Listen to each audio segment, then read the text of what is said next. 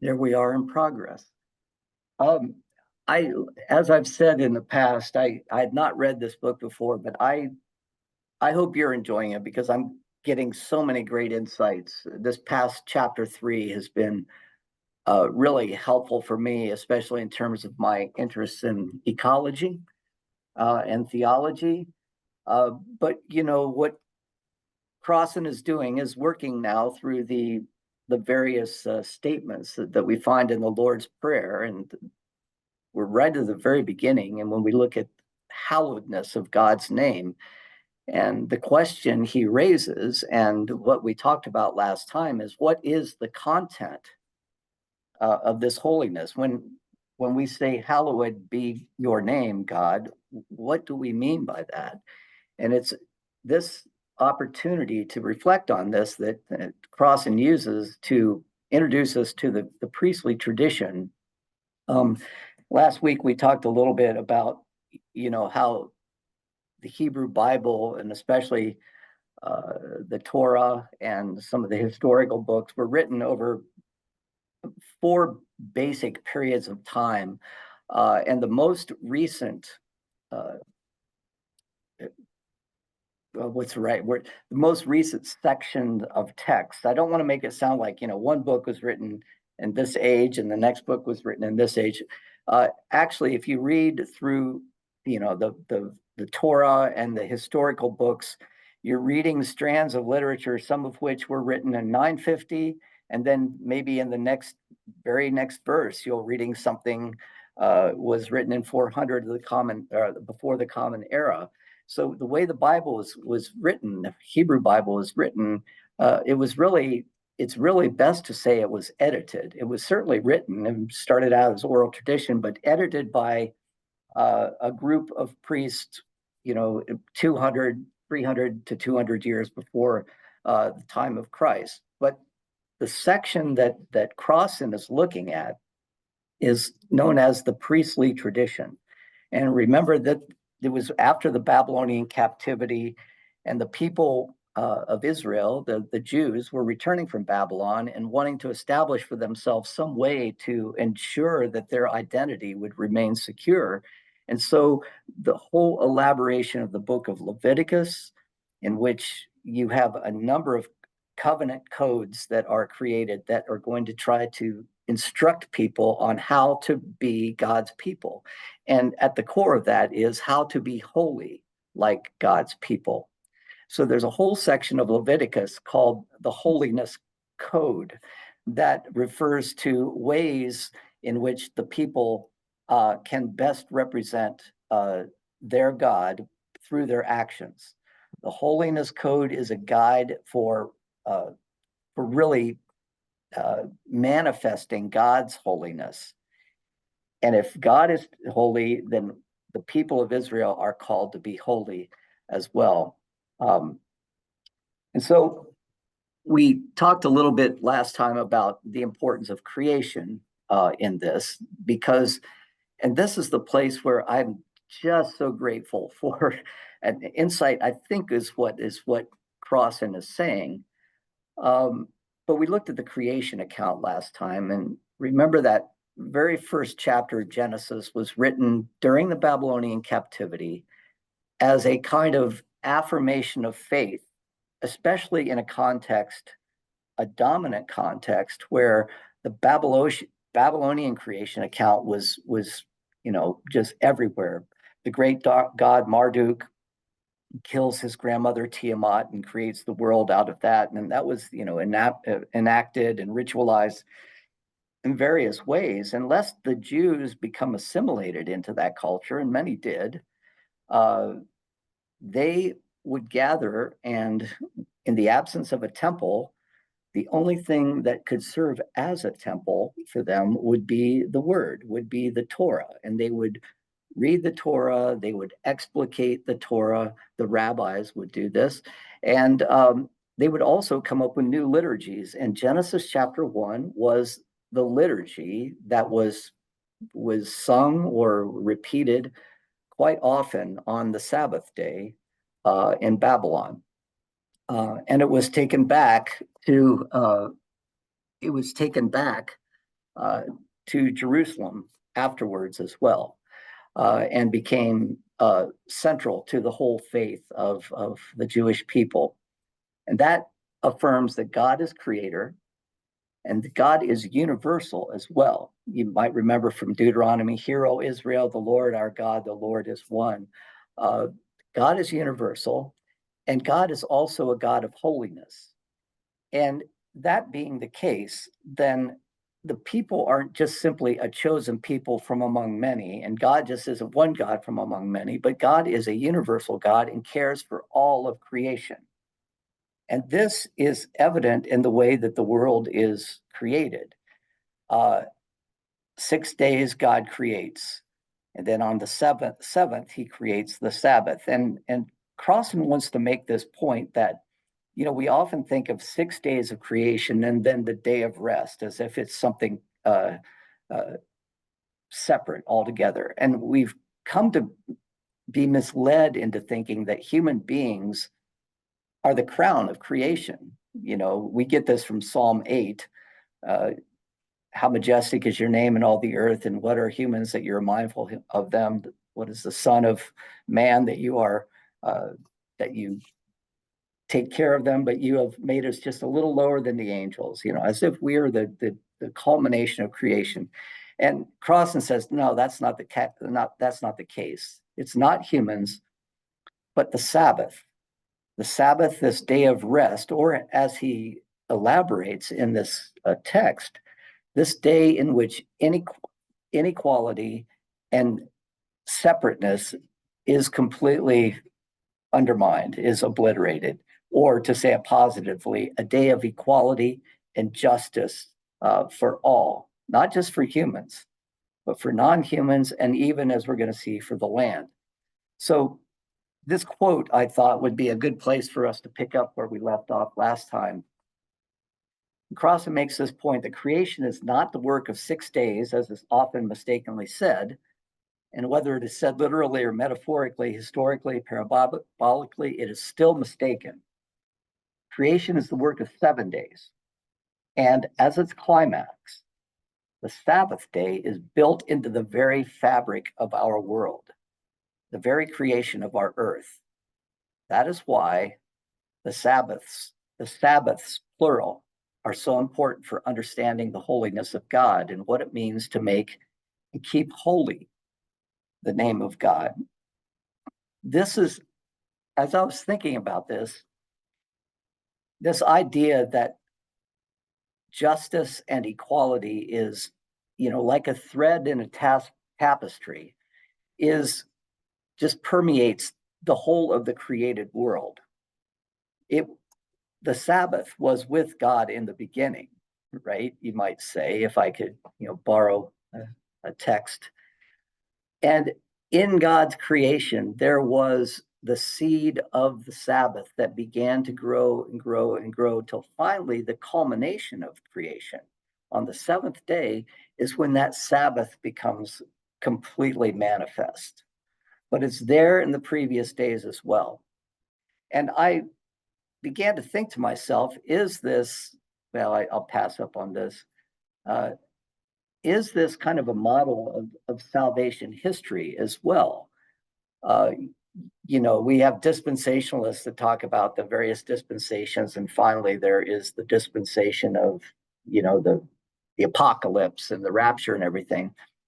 But what if the dispensations of creation are these various days in which Sabbath, as we're moving towards this final culmination of history itself, with the coming of Christ, Sabbath is the thread of creation that now becomes most evident in the act of creation.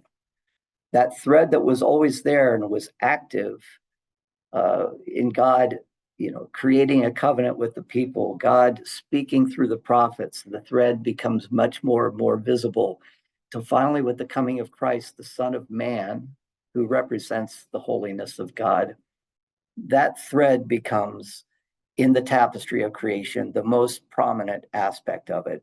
And thus we can look back and see that it was present in creation all the time. So we're called now in many ways, and I think this is what Crossan is trying to get at.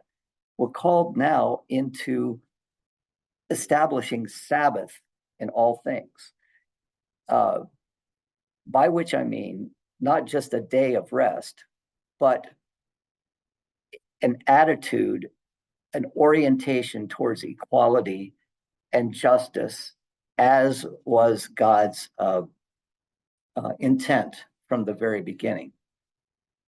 This we are in a Sabbath kingdom right now, and I think this is where we're going in the next chapter. Thy kingdom come is basically a kingdom of Sabbath, so to speak, in which justice and equality prevail, distributive justice. Um, any thoughts about that? I don't know if I'm reading Crossan correctly, but it's something that occurred to me as I was reading it and was very grateful for the idea because we often do think of Sabbath as this day of rest when that we get to rest for everything, but it's really a day in creation itself. It is a culmination of creation. It is everything that creation is moving towards in the previous 6 days. Um, any thoughts, comments? I wanted to introduce you to a person in this previous quote. Uh, Much of what Crossan is saying, as I'm reading it reminds me of the work of Abraham Joshua Heschel, who was a Jewish theologian, uh, son of a whole line of rabbis from Poland. He was able to escape Poland during or before World War II, came to the United States and began and taught at the Jewish Theological Seminary there, the conservative Jewish Theological Seminary. But in his reading of the Hebrew Bible, and especially the prophets, I mean, his great work is simply called the Prophets, and it's a 2-volume work that is one of the great theological texts of the 20th century. But in his reading of the prophets and in his reading of the Torah, he comes up with a similar perspective as what Crossan is talking about, that God's intent in giving the covenant is not to set aside a people for privilege, but for responsibility, for manifesting the love of God and the justice of God, the holiness of God in the world. And in his text on simply called the Sabbath, he has this quote that is so nice. Zion is in ruins, Jerusalem lies in the dust. All week there's only the hope of redemption. But when the Sabbath is entering the world, man is touched by a moment of actual redemption, as if for a moment the spirit of the Messiah moved over the face of the earth. And what I would like to say here is that this very idea can happen 7 days a week, that Sabbath can touch it into time because it is it is that thread that runs through the tapestry of creation. It is part of creation itself. So we don't necessarily have to wait till the Sabbath. In fact, with the coming of Christ, of course, I don't know that Heschel would believe this. Every day is a Sabbath day, or should be the ideal of the day towards which we are moving. Okay, that's where we were last time. Are there any questions before I move on? You might know that he refers to Sabbath and the plural of this, and then and he's going to later elaborate on this. But there are 3 that he's talking about after the Sabbath, the creation Sabbath that we're mentioning here. But it is interesting to think about Sabbath from our perspective because the Jewish Sabbath begins at sundown on Friday night, and it goes until sunset on Saturday night. So Saturday is the 7th day. And in Christian history, when the early church began to differentiate itself from the Jewish synagogue and probably around the 2nd century, but beginning even in the 1st century, a decision was made to start the week with the Sabbath. The first day of the week is the Sabbath, and then you have 6 days that follow after that, right? So Sunday, became the day, because it was the day on which Christ was resurrected. It was the 3rd day after his crucifixion. And so worship came to take place on Sunday, the first day of the week, which in many ways is its own, carries with it its own set of assumptions, right? And I think for Protestants, the Protestant work ethic, when we look at the Jewish Sabbath, the idea of 6 days God creates, and on the 7th, the Sabbath, rest becomes a form of worship. What happens when the Sabbath becomes the first day, right? I think in my mind, Sunday is always the last day of the week. There's something in my genetic memory that just says Sunday is the last day of the week. But, the Sabbath, literally, Sunday, look at any calendar, Sunday is the first day. And what does that mean when you rest on the first day and you work for the next 6? Doesn't it kind of lend itself to this, well, I better rest because I'm going to have to work for 6 more days. And work becomes this burden, that you have to prepare for, instead of as a co-creation in which you are moving towards the Sabbath. And so I think we really have lost something in that move into making Sunday the Sabbath.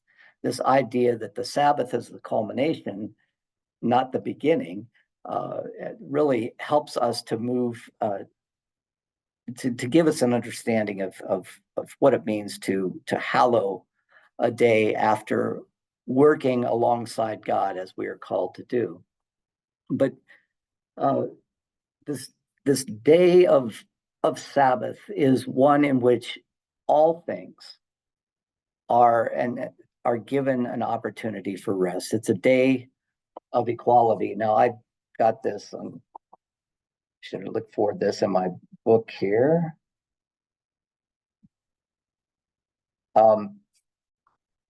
You know about this in Exodus 23:12.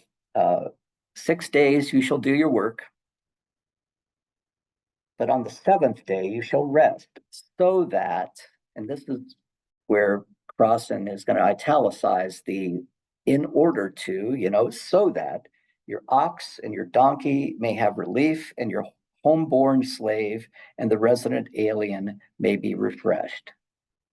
So that everything in human creation, non-human creation, has a day in which everybody has the experience of God's grace through rest. That's distributive justice. That is something to be modeled on one day, if not on all 7 days. Then finally, also in Deuteronomy 2 as well, observe the Sabbath day and keep it holy, as the Lord your God commanded you. 6 days you shall labor and do all your work, but the 7th day is Sabbath to the Lord your God. You shall not do any work. You or your son or your daughter or your maid, or your male or female slave, or your ox or your donkey, or any of your livestock, or the resident alien in your towns, so that your male and female slave may rest as well as you. Remember that you were a slave in the land of Egypt, and the Lord your God brought you out from there with a mighty hand and an outstretched arm. Therefore, the Lord your God commanded you to keep the Sabbath day. Now, I went to college in Holland, Michigan, and I was part of the Reformed tradition when I graduated from high school. Reformed Church in America, very similar to the Presbyterian Church, but it draws its lineage from Calvin through the Huguenot movement and finally into the Netherlands, whereas the Presbyterian tradition comes through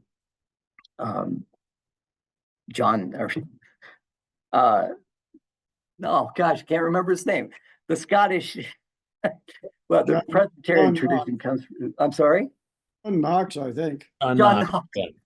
couldn't remember his name. All of a sudden, I have those moments every now and then. It comes through Scotland at John Knox. But I remember going, on Sundays, the the the entire town of Holland, Michigan would shut down, and the Sabbath became almost this oppressive day when you couldn't mow your lawn, you couldn't wear shorts, all that kind of stuff. And it was as a great example of how a law would become, so binding that it became just the opposite of what it was intended for. But that Sabbath was intended for liberation. The Sabbath was intended for a human being to be as fully and maturely human as it could be. Remember that text we were talking about, be perfect as your Father in heaven was perfect. Well, what that means is don't be, completely without flaws, but be completely and fully developed in your spiritual life. And the Sabbath is the day when you are able to do just that. Enjoy your full humanity. You, your neighbor, those who work for you, your ox, your ass, the aliens within your gates. Recognize the common humanity among you. And it's this day of equality and this day of justice that is the true crown of creation. That's what Crossan wants to say. And so his quote on page 66 is helpful. The Sabbath day has nothing to do with freedom from work so that you may go to some place of worship, right? It's about distributive justice, of rest from work, as worship itself, distributive justice of rest from work as worship itself. You are manifesting the holiness of God through this distributive justice of equality for all in rest. It is a public manifestation of God's character as the just one, because it comes with God's creation itself. That thread that runs throughout all of creation now finally comes to fulfillment and full flourishing fulfillment in the rest of all, in the perfection, if I can use that term, the full maturity of all, the full experience of all in their full humanity. But there are other Sabbaths as well. Remember, we were talking about the plural Sabbath. And this is where Crossan is going to go back to holiness code as well. And something that I want to say, this is often used as an ideal, what I'm about to read here, this idea of rest for the land by ecological theologians who try to want to find in scripture some sort of scriptural foundation for care of creation, which as well we should, right? But often people who are trying to be critical of that movement will say, well, you know what, this was never practiced. This ideal that we're going to talk about was probably never practiced completely, right? Because it's just not good agricultural economics to just not produce anything, for an entire year. And basically you have 2 years of food that you're not distributing, because you have to wait in the entire year after that for harvest. So you've got 2 years in which food is not being produced. So that just doesn't make sense. And Crossan does a good job of comparing Exodus and Leviticus on this and to explain the difference between these two. But in the Holiness Code, there is this idea of justice and equality for all. That's established. Well, first of all, it's established, among a group of people who are predominantly agriculturists. They were farmers. And you might know the story of Ruth. If you're familiar with the story of Ruth, Ruth and Naomi come back after they've lost their Moabite husbands, and Ruth is going to return to her homeland, Judah, and there is going to seek out the grace of her kinspeople. And Ruth happens to go with her. She goes, I don't want to leave you. I want to go with you. You are the closest thing I have to family. So they go back, and it's the harvest time. And Ruth and Naomi are allowed to glean the fields. And it's in the gleaning of those fields that Ruth meets Boaz. And Ruth and Boaz eventually become married, and they have a son. That son has a son named Jesse, and that son has a son named David. And so it's a story about how um, you know David's forebears, Boaz and Ruth, came to know each other. Ruth was not a good Israelite at the time, and so there's an undercurrent to this story that even David is the product of a mixed marriage, so to speak. Because when this book was being written, the concern among Jews was we shouldn't be marrying with those Gentiles out there, with those other people. But there was one strand of Jewish thinking that said, well, if God is a universal God, then all people are, open to God's covenant. And this was a story, the Ruth story, to show how that could actually produce good when a Jewish man and a non-Jewish woman come together eventually to produce King David. Well, all that to say is that the story centers on a Levitical uh, admonition, a Levitical command that when you harvest your field, you don't harvest the corners, and you leave that for the poor among you who have no land, or the aliens within your gates, and thus they are able to go and glean the wheat or whatever it is from the fields itself. Whenever I hear this, I think about our our irrigation system that usually irrigates in a big circle, and then you've got those triangular corners, that are usually planted in alfalfa or something like that. Well, it's the same idea. You leave a portion of the harvest. If something falls on the ground, you don't pick it up. You allow others to come by and get it. This is all a part of God's provision for the vulnerable, those on the outside. And so this comes out of the story in Exodus that this is part of God's Sabbath, you might say, of distributive justice. Let me read this if I can, if I can find it here. Exodus. I won't be able to find it.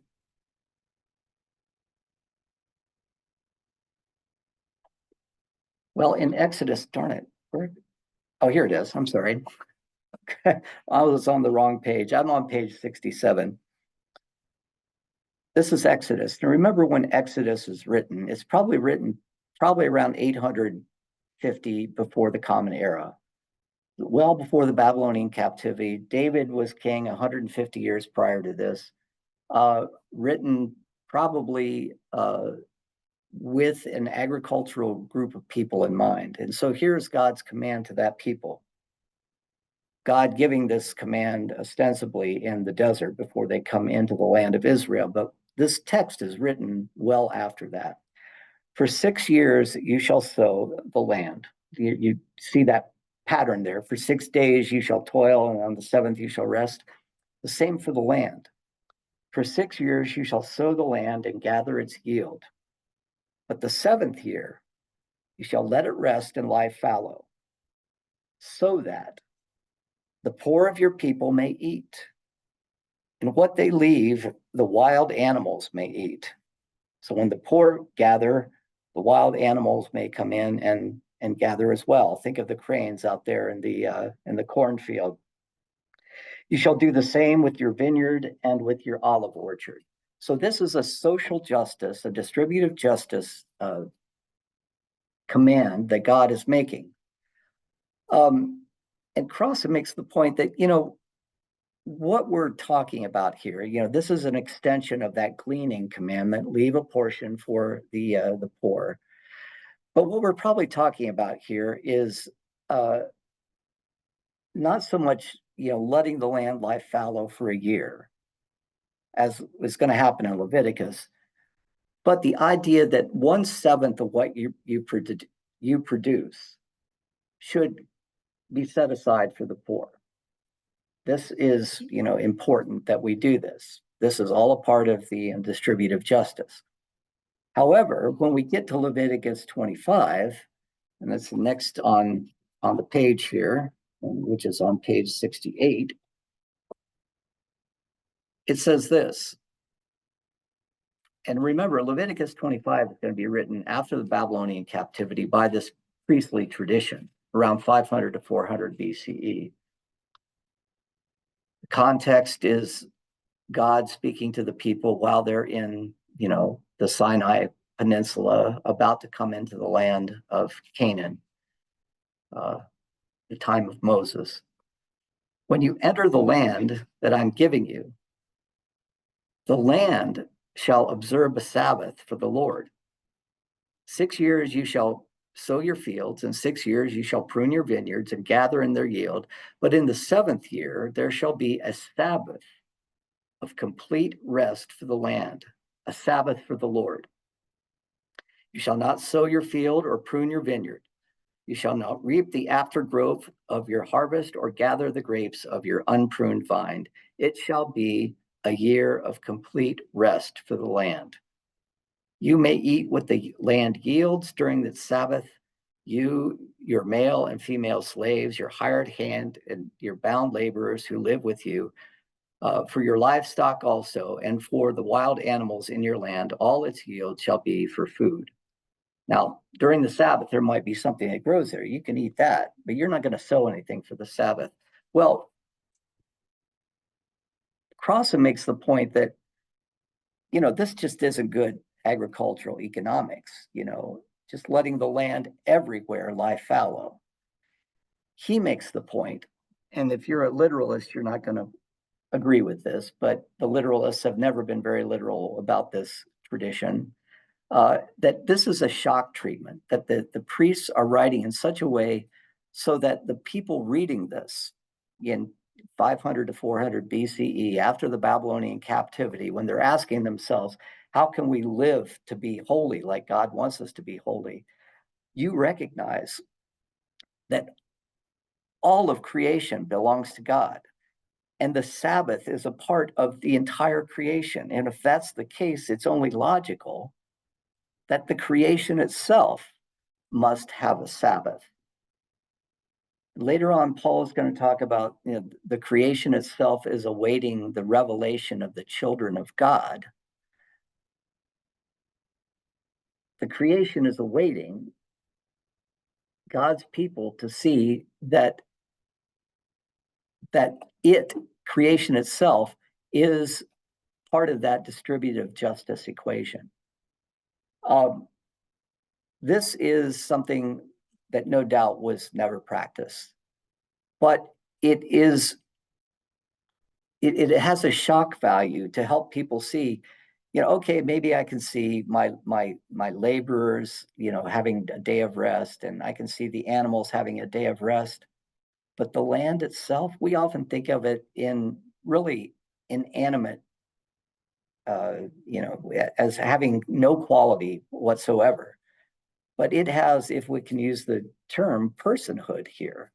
It has, if I can use the anachronistic term, it has rights of distributive justice as well. So this is the way that holiness comes to be made manifest. The priestly tradition, this is Crossan's quote, it was not interested in crop rotation, agricultural management, or responsible farming. It was intended as a shock treatment to make hearers realize that God's land was a living thing and to make them ponder its right to have a rest like everything else in God's creation. So we have several Sabbaths now we've been talking about. The Sabbath that is part of God's creating activity, entwined in creation itself, that comes to be seen as the Sabbath day. And then a larger circle you might have is the Sabbath year, a year for resting the land. And then if you want to grow into a bigger circle, you have a Sabbath of Sabbaths. And this is called the year of Jubilee. But let me stop right there and see if there are any questions.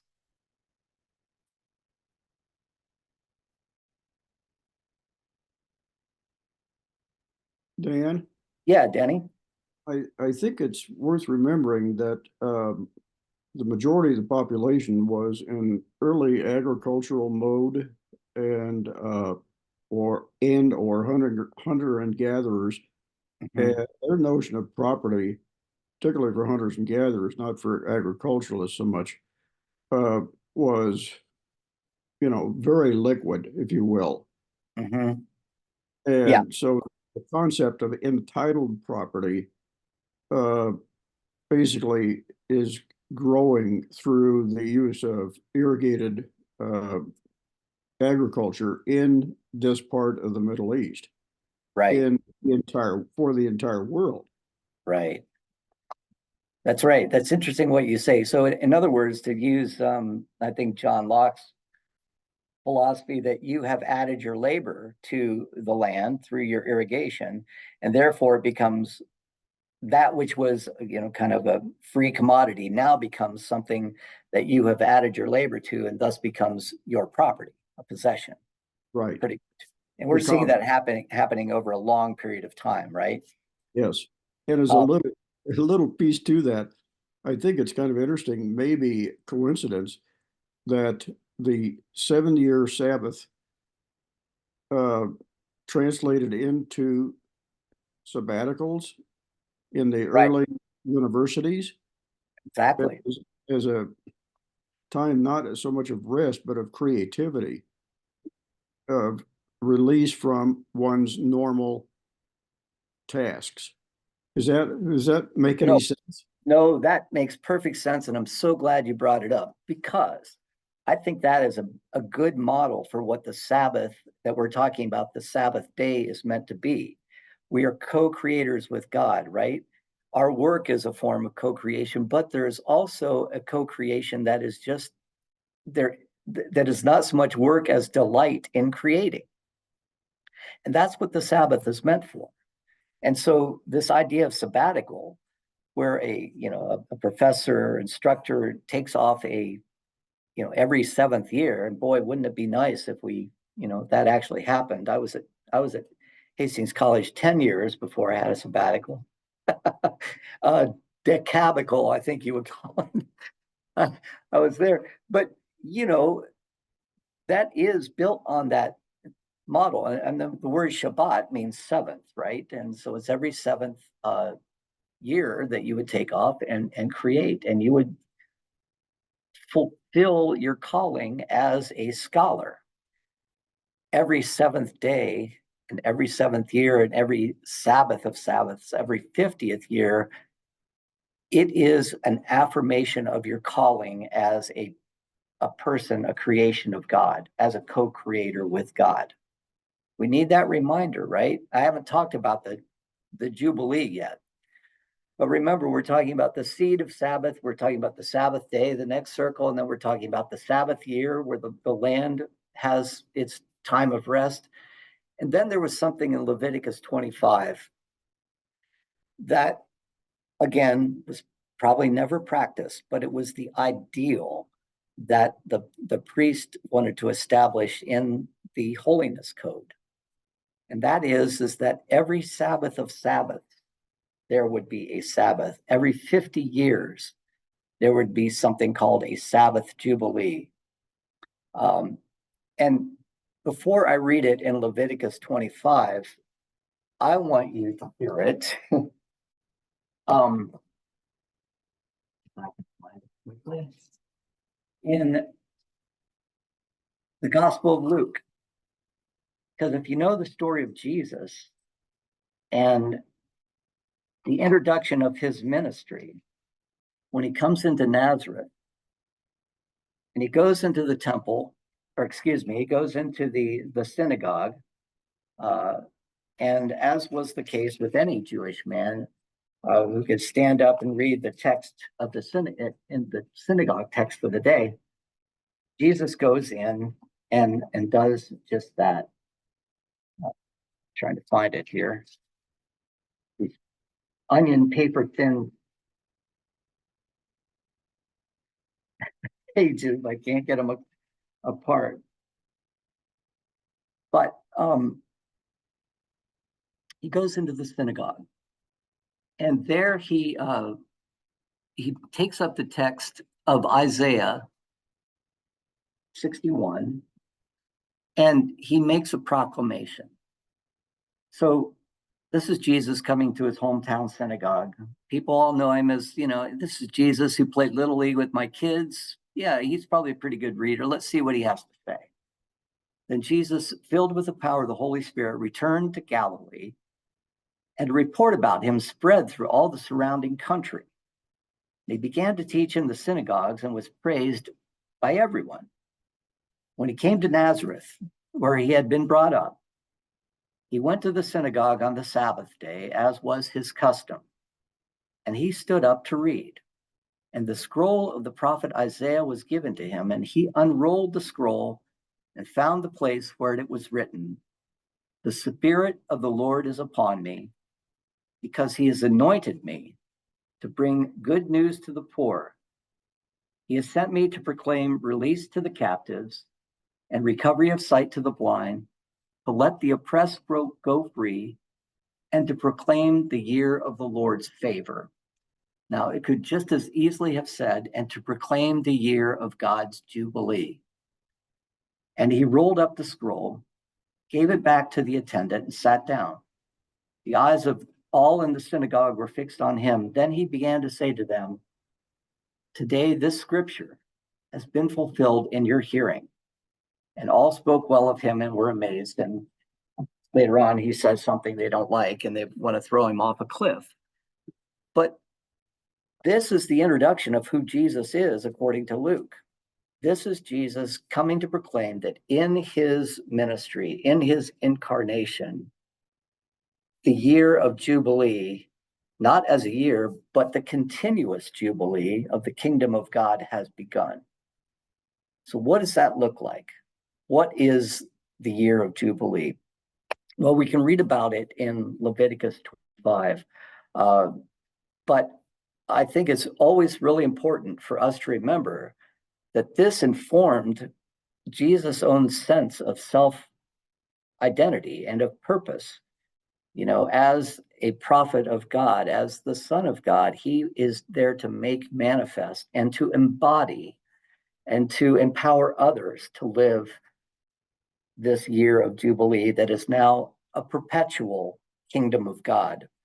So Leviticus 25, 8 through 13. Let me read this for you. Actually, I'm going to have a hard time finding it. This is from Leviticus, you shall count off 7 weeks of years, 7 times 7 years, so that the period of 7 weeks of years gives 49 years. Got the math on that one. Then you shall have the trumpet sound. This is the ram's horn I have displayed here.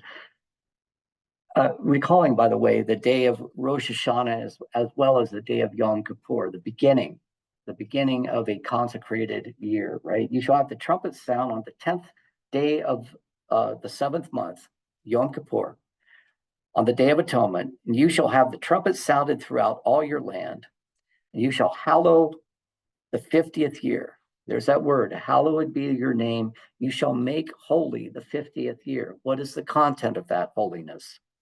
You shall proclaim liberty throughout the land to all its inhabitants, and it shall be a jubilee for you. You shall return, every one of you, to your property, and every one of you to your family. That 50th year shall be a jubilee for you. You shall not sow or reap the aftergrowth or harvest the unpruned vines, for it is a jubilee. It shall be holy to you. You shall eat only what the field itself produces, In this year of Jubilee, you shall return every one of you to your property.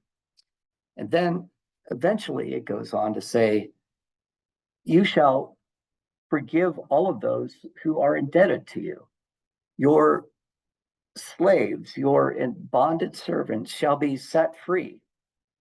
But the thing that I really want to focus on here, and is what Crossan refers to, is this idea that's so relevant to us today. And that is creating a stopgap measure for anything that's going to undermine, or for creating a stopgap measure for anything that is going to perpetuate inequality. In the time of the judges, when the people came into the land, under Joshua, each of them was given a parcel of land to be a caretaker of. And that land was not theirs, it was God's land. And over time, of course, through various types of machinations, sometimes they would lose that land and it would go to, other people who were able to wrest it from them through taxation or whatever means. Well, lest that land be sold in perpetuity and you have people adding land to land and house to house. And so you have a very few people getting really, really rich and all the rest of them serving the really, really rich. You start all over. You go back to your land and everybody starts the game over. It's like the game of Monopoly, right? If you're winning the game of Monopoly, basically everybody's paying money out to you when they land on Pennsylvania Avenue or Reading Railroad or whatever. But what Leviticus says is that game of Monopoly is only going to last for 49 years. And on the 50th year, the game starts over. Everybody gets the $200, right? Everybody goes back to start, goes back to go. Justice and righteousness is restored in the land as it was meant to be. Now, this is amazing, right? Not only that, this justice and righteousness includes the word forgiveness. The word Jubilee, Yovel, is the Hebrew word that we have here. Jubilee, Yovel, in Hebrew. In Greek, it's translated as forgiveness, a year of forgiveness. Debts are forgiven. Bonded servanthood is forgiven. Forgiveness prevails throughout the land. Now, there are so many good Christians out there who will find all kinds of way to deny. Let's just talk about the forgiveness of student loan debt, right? That's just not proper, is it? Well, according to the Book of Jubilee, kind of is. What President Biden is trying to do is to have a year of Jubilee. Let's put that money into the economy instead of into the hands of people lending money at interest, right? Let's ensure that, this distribution of wealth happens in a way that is a little more just than, the injustice of having more and more wealth in the hands of fewer and fewer people. This idea of return of familial land most likely never happened, because as human beings, we're rapacious and we want more and more and more. And we'll think of ways to try to undermine any kind of moral redistribution of wealth or any kind of, acknowledgement that we owe people something, for example, reparations for slavery or something like that. And Crossan kind of in tries to point to this in his quote on page 70, where he says, still, then and now, how have Jews and Christians decided, without explanation or justification, that the Sabbath Jubilee can be serenely ignored? Right? There are many people who say, well, it's in the Bible, I believe it. Well, this is in the Bible. Well, we can ignore that. Why? Well, maybe our economic system doesn't allow it, in a way that could be administered in an efficient way. But should we allow the intent to be ignored? should we allow the intent of Jubilee, which is to ensure that liberty, liberation, and inequality, or excuse me, that liberation and equality and distributive justice prevail in the land. After 49 years of letting people chip away at those things, let's start the game over. This is what a hallowed God would ask for. So when we talk about God's name being hallowed, we talk about representing that God in our actions in such a way that these things that are so central, justice, distributive justice, equality, become manifest in who we are. And, and I have to say, in the last 7 or so years at First Presbyterian, I've seen us move more and more in that direction, which makes me, very, very happy to be a part of that. And, I think it provides, not to pat ourselves on the back, but I think it provides a good model for our community of what a different understanding of the gospel actually is. That justice and equality are important to us as moral principles that are grounded in, founded in Scripture and in Christ, ultimately in God.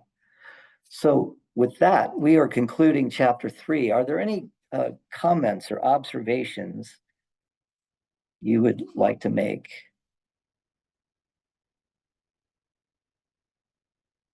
Hey, Dan. Yeah, Danny. Closing here.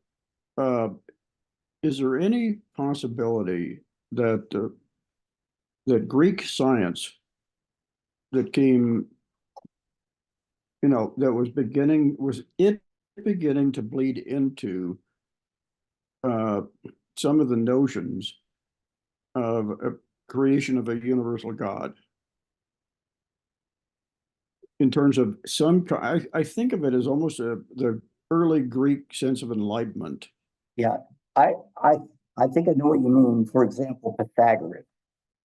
Um, this idea that number is at the core of all reality, that everything can be reduced to some sort of quantitative number, and you know, there is some guarantor. There must be some guarantor of that order. Uh, I think I see where you're going with that. Um, there's so much that's moving towards that. As a cultural historian, there are so many tributaries that are as so many vectors that are moving towards this gradual realization. Um, but but there certainly is, by the time of Plato, people are starting to become just a little disillusioned with the gods and starting to look for a single unifying principle. Whether that's the good or the Stoic logos or something like that. It's all happening roughly at the same time.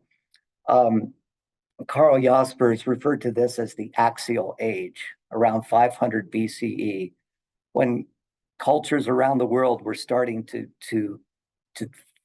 to think in different ways about the structure of the universe. And part of that was this move towards this understanding of a universal God. Absolutely. Um, it's happening with the Jews as well as it's happening with the Greeks, for example. Um, so on. But thank you for that question, because that puts us in the context altogether. Um, any other comments?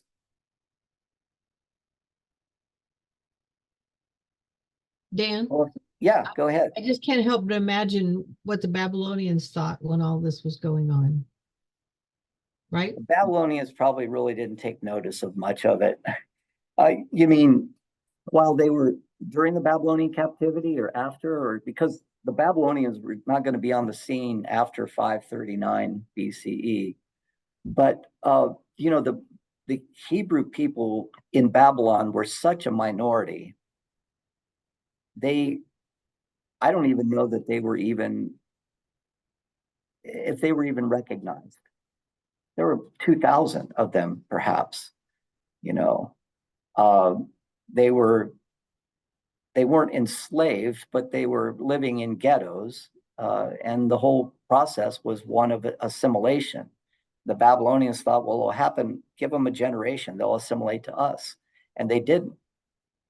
They simply did not. And if it weren't for Cyrus of Persia coming along and allowing them to return to Jerusalem, we might not be sitting here today. Interestingly. Now, I was just thinking if they watched the process of Sabbath, you know, those people are doing this or not doing this, as the case may be.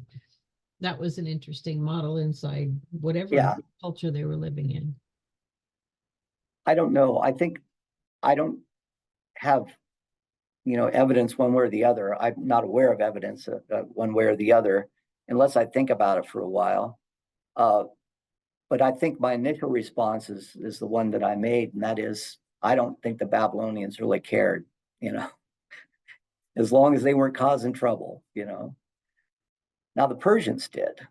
The Persians, under Cyrus, they wanted the people to pursue their own, culture, pursue their own faith, and tried to support that as much as possible. So, but our time is upon us, so I am going to stop our share here. And thank you. It's so nice seeing everybody. And Mac, I'm glad you're back from vacation. Chuck, glad you could join us. Good to see you always. Harvey and Constance, everybody, Lynn. See you next Wednesday when we begin reading chapter 4. We're going to start actually with a reference to the book of Daniel. So that's what I love so much about this. It's so grounded in the Hebrew Bible. And Crossan is going to start with Daniel. So if you want to, well, you don't have to review Daniel. It'll be simple enough. So I'll talk to you all later.